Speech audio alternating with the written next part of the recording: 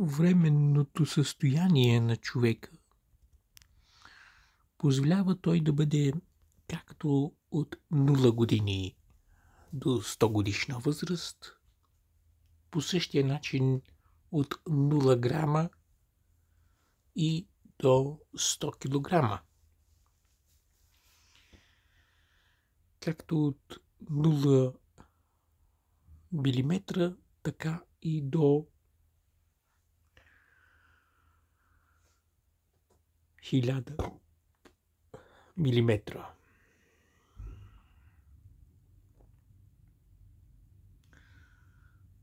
Така че в момента се наблюдава нещо приблизително в някакви норми. И понеже се наблюдава в някакви норми, може да бъде прието в една така обичана класация, в която няма някакъв наплив, някакви могили от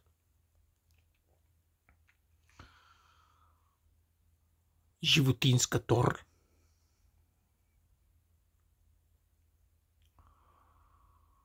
Няма ненадписани кофички за кафе или кутийки от цигари.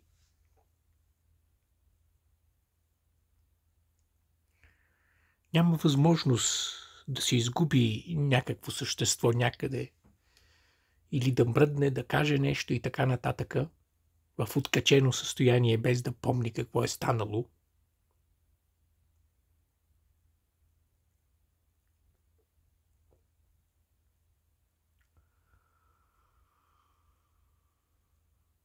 И няма такава клетъчна основа, която да плесенясва, зеленясва, било в локва, било някъде стълбищна саксия, с възможности да стане джудже с паве и така нататък.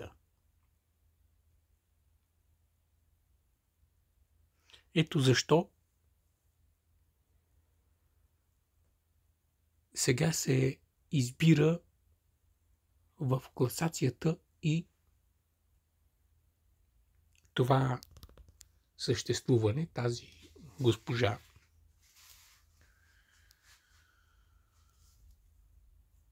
Госпожата Елизабет Оливиер.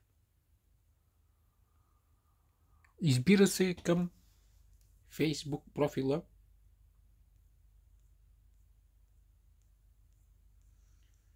Милен Минков.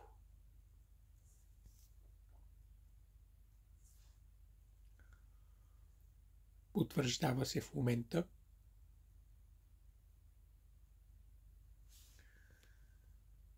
И се поздравява